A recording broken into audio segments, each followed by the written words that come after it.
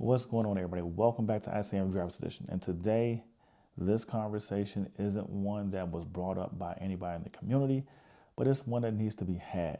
So I've told you in a couple videos leading up that I was going to make this video, and I think it's time to have that conversation. So what's happening, or what we're going to talk about today, if you haven't really paid attention to the thumbnail, is it's time to move the Corvette, and I'm going to tell you why I'm getting rid of it. Let's talk about it.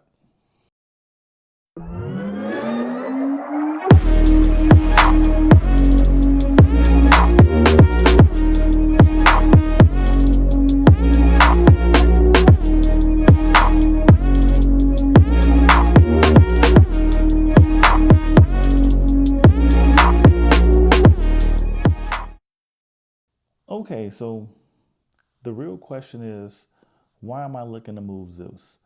And to be quite honest with you, it's just time.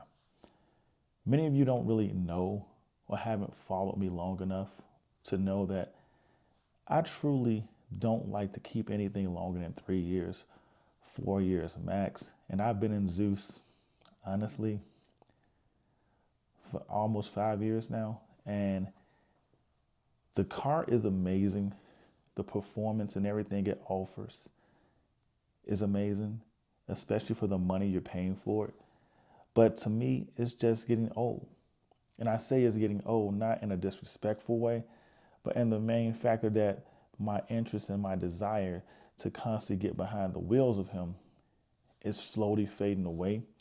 And I think part of that reason is because this is really the first time in my life I really only owned one primary car. And I'll explain that to you. So in the past, when I was proposed or told I should start a YouTube channel, which I was hard-headed and never did, I typically owned about 3 or 4 cars. At one stint, I can just be honest with you, I owned a Cadillac XLR, a BMW 7 Series, a Range Rover, and a Dodge Charger. That's the most cars I've ever had in my possession at one time. And the crazy part about it was I do like the ability to have options, but that was too many options. So I truthfully feel like 3 cars max ownership is probably where I should be or where I need to draw the line, because when I owned all those cars, something was constantly getting neglected, and it actually ended up becoming the Charger, because I would neglect the Charger, actually end up letting other people drive it more than I ever drove it, because it was the least, to me, intriguing vehicle out of all of them. The XLR you didn't see that often, so I drove that probably the most, followed by the Range Rover, because there's something about coming from sitting on the ground to sitting up high that just was the perfect balance. And then the 7 Series became more of the family hauler, meaning that anytime I got the kids or decided to do something with a bunch of people and I needed space, because I had the long wheelbase 7 Series, that car became the go-to for the hangouts and the commutes and so forth. But honestly, me being more intrigued by the Range Rover, actually they serve the same purpose, which kind of really just ixnated out, or depend on how I was rushing, which one had the most amount of gas and didn't require me to stop at the gas station en route on my trip if I was running late. That's literally what defined which one I drove. Now, that has nothing to do with the Corvette today, but I'm just giving you an idea of how I got to the place where I'm at now. So in the midst of all of that, I decided, I had too many cars. I can't drive them all. As one started to break, it was easier for me to not focus on fixing it right away because I had other options. And ultimately, I just took my time to repair them until it only became an issue when I had 2 cars broken at the same time, that I started to say, why am I paying for all these cars?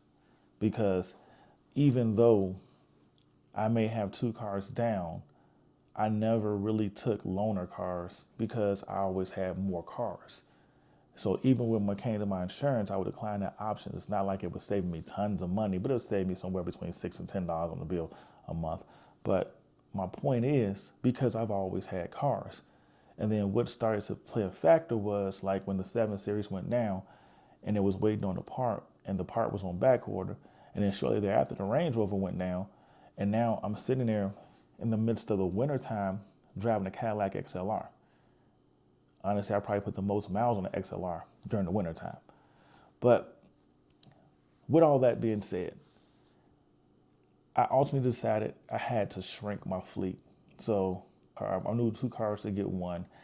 And then eventually that shrunk down to just 1 car. The 1 car aspect came into play once I took another job and I decided to relocate to a different area. Parking became an issue and my job gave me a car. So I felt like I had a car already and I needed something interesting to drive, which ultimately led me to getting 1 car. So for the amount of money I was devoting to 4 cars, I devoted to 1 car. And that's kind of how I got in this space. Whereas many people say you shouldn't pay a certain type of money for cars. And I just got into a space whereas I was used to buying cars that would cost $125,000 to $130,000. Because of the amount of money I was spending on 4 cars, I could now get 1 ultra car or elite car to do that. And that's kind of how I got where I am now with this Corvette C8. So the Corvette C8, for those that have been following the channel, was a very interesting purchase for me because I did get my car during the wave of over MSRP payments, and my car was not crazily overpriced, or should I say I did not pay crazily overpriced for MSRP for my car. But compared to what I could have purchased and what I was comparing it with, which was a Porsche 911 Carrera 4S, Acura NSX, Audi R8, and back then a Mercedes AMG GT or GTS, but it was more so the GT. And I just didn't like the base look of the Mercedes AMG GT, so I kind of ixnayed that car really quick. Everything else, it really came down to GM having a hardtop convertible.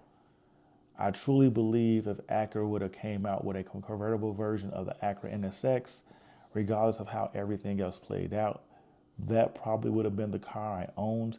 Because when I went back and forth and finally made my decision, it was really the Acura NSX that was the only other car I truthfully was considering. And it was because of the headlights and the interior comforts options they had. So what really hurt the Acura was, just being honest with you, was the cup holder system and the fact they didn't have a convertible option.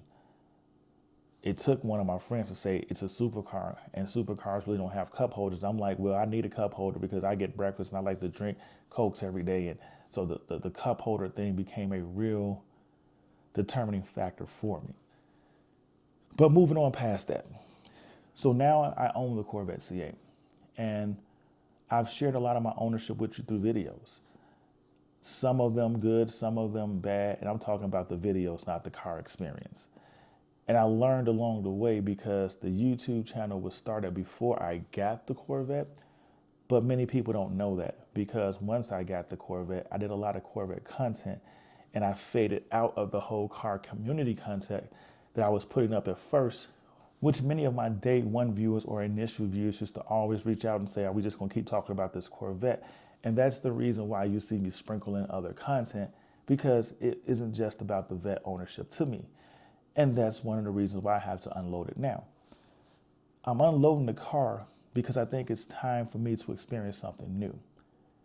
I can't see myself upgrading from the base C8 to a C8 E-Ray or a C8 Z06, looking at something 2025 or less with the same interior, because I feel like that's part of the reason I'm moving away from my C8. I can spend more money on customizing the interior, which would, for conversation purposes and video purposes, give me some content to put out and allow me to still, I would say, attend events with different looks and spark conversation amongst the community. But honestly, my true interest to drive the car when I get in the car and I'm behind the wheels of the car, I feel like I've seen this too much. It's like a replay. And that's one of the things I always tell people. The biggest thing about me is I went to school to be an accountant. And it only took me one summer internship to realize being an accountant was not for me. And I say that to you because I couldn't take coming into the office, sitting at this point in time. They had me a nice cubicle. And it wasn't a small cubicle, so by any means, it was one of those dual spread shared cubicles, whereas you have a big circle table in between, about 4 or 5 feet behind the desk as far as the chair goes back, and about 2 arm lengths that way. That was my cubicle. But the problem with it was I couldn't stand coming in looking at the same thing every day. I realized very quickly I am not meant to be in an office space.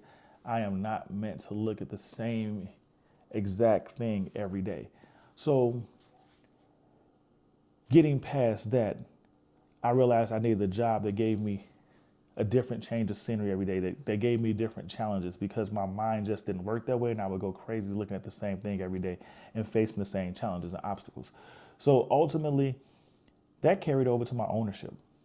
And I think that's the part of things about understanding you. And when I sit there and say, be the best version of you you can be, and it's okay to be unique, is understanding that we all function differently. We all have our little quirks and features, as Doug says. And to me, owning the Corvette C8 for this long has been a challenge for me, because although I can stay away from it for a while, not get in the car, not drive it for 2-3 weeks, and I get back in it and it feels refreshed and new, but that feeling only lasts maybe the first 35 to 40 minutes I'm in the car. And I've been feeling like that for the last 18 months. So the last 18 months to maintain ownership of this car has been a struggle for me, because I really have been looking for something new, a new experience, new challenges, a new build. And as much as I would like to step up to a C8 Z06, part of the reason I never did was because when I went to look at the car, when I got in the car, I felt like it's the same car. And it doesn't make sense for me to spend 50 grand more or 60,000 more than what I currently owe on this car to get more engine, more performance. Now, some of you will sit there and say it's a fair trade-off, but the way my mind works is there are other options. There are other reliable options. So in my mind, I've always been looking at, should I Callaway the car? And I bring up Callaway because Callaway gave me more torque. The C8 Z06 gave me more horsepower. Callaway can kind of match that horsepower. It actually exceeds it by just a little, but they also boost the torque. And for those of you that know about performance, you know the torque is what really makes the car go and change the whole feel of the vehicle. So in my mind, I would always want to Callaway the car. So even when I talk about the E-Ray and many people feel like I disrespect it, I don't like it, it's a lie. Because in my mind, if I was to get an E-Ray, and that's why I say the pricing is so tempting because it's cheap, I would get an E-Ray and send it straight to Callaway to boost the horsepower, to have a crazy performance car that nobody saw coming. And if I do decide to purchase an E-Ray because it's not off the table, that's probably what I'm going to do. So to me, spending 20 grand to get the car Callaway makes more sense than spending 60 grand to get a Z06. And that's always been my struggle. So I guess the real reason we're having this conversation isn't, and I want people to understand this, Zeus has been nothing but reliable. He hasn't broken down on me in the course of my 5-year ownership. I've only had one challenge with it, and I think I made a video. I don't know if I ever released it. So I may go back and refresh and revive it because I've reached out to other people to have this conversation piece. So it just didn't seem like a one-off issue when it's really not. But the only issue I had with Zeus was the convertible top. And I discussed that before. So over 5 years of ownership, the convertible top was my only challenge. And that was a self-inflicted wound. So reliability, if you ask me, the C8 gave me that. When it comes to design, flair, head turning appearance, the C8 gave me that. When it came to being exclusive, I had my car when they were hard to get for the first 18 months of ownership of my car. Although more C8s were coming out, I owned my car when there was only 15,000 cars on the street. And as that grew over a course of time, even up to 50,000 cars being on the street, and that's kind of extreme.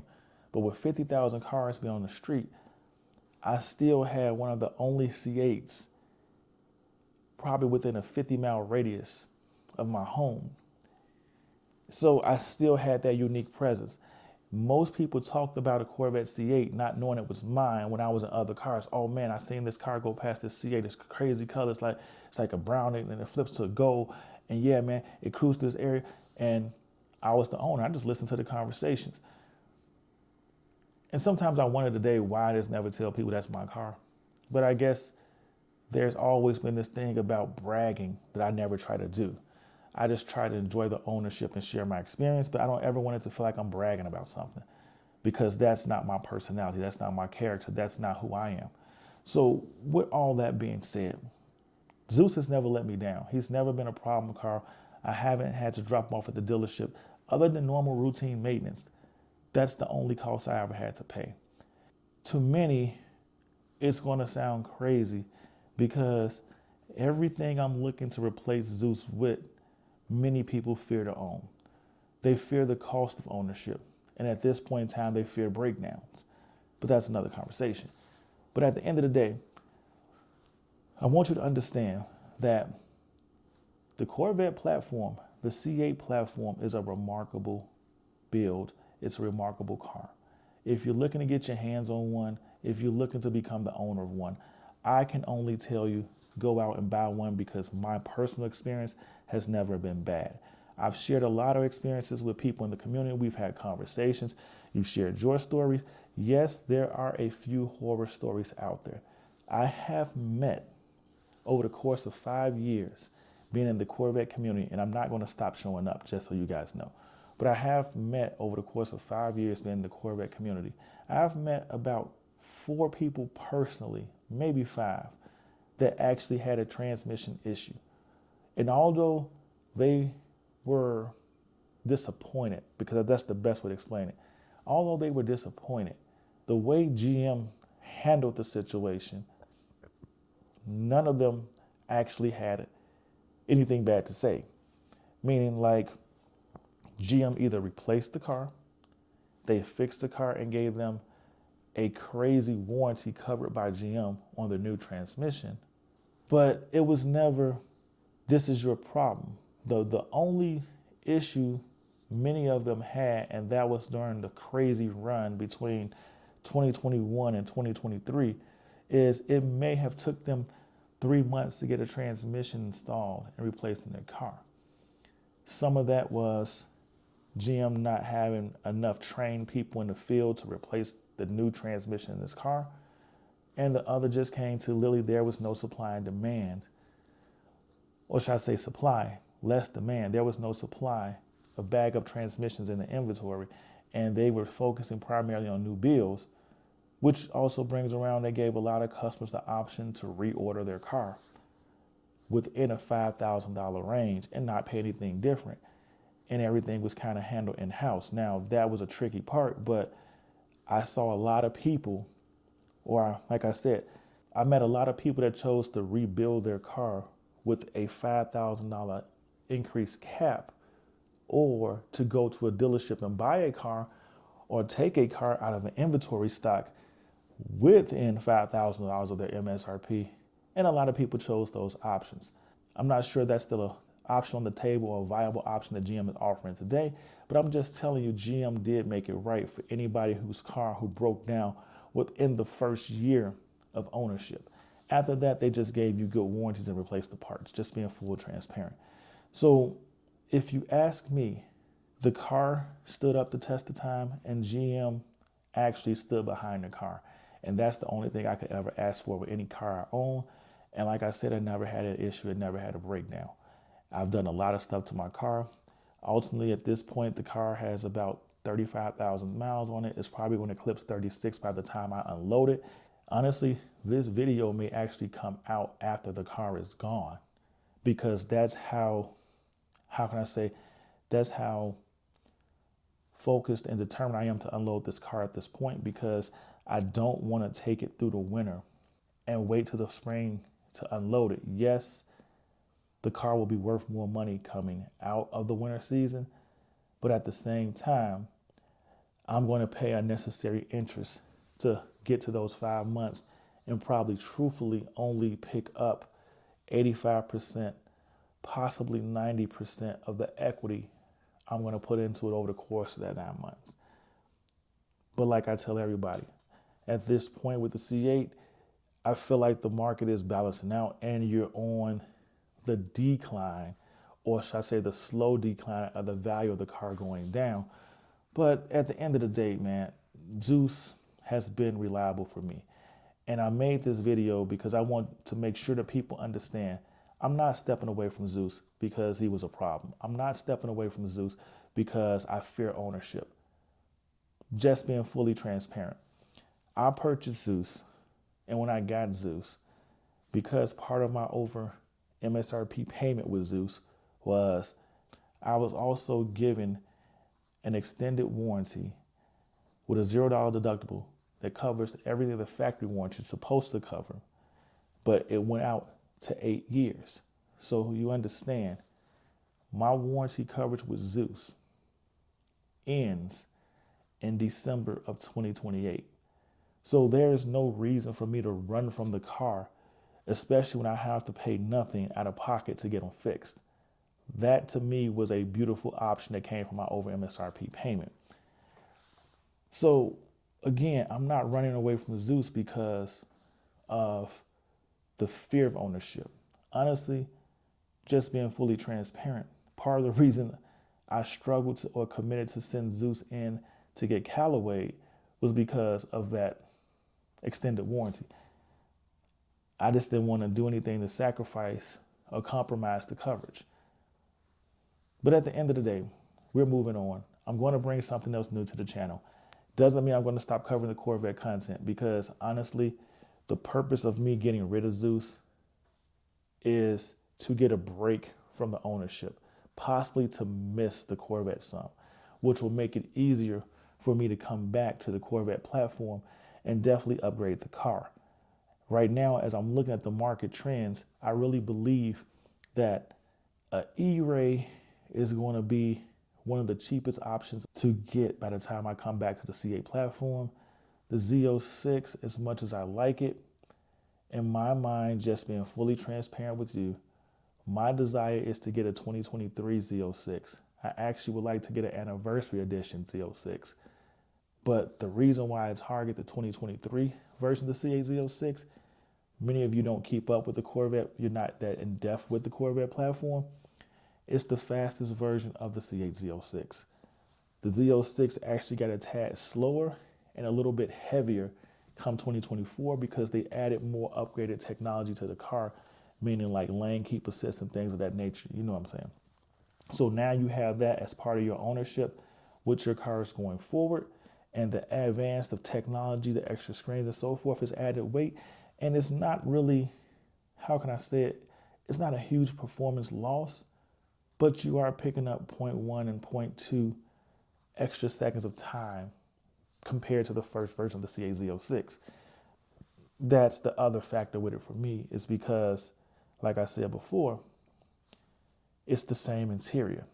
And I just struggled to commit to making that type of payment or that purchase, because I knew once I got into whatever I purchased, it's going to be another probably 3 to 4 year run of ownership. And I didn't want to look at the same interior for 8 years. I just couldn't see it. I couldn't convince myself to commit to it. So at the end of the day, I'm probably going to get another Corvette. Or if not, I'm going to get something else intriguing. My ultimate goal is to move forward with another radical purchase within the next 18 months. But I want to get something right now that will be fun to drive, definitely be a little controversial, probably give me some ownership challenges. I'm not saying I'm looking for something to break, but I want something that's going to challenge my ownership and also help create some conversations back and forth in the community and bring in a few more followers.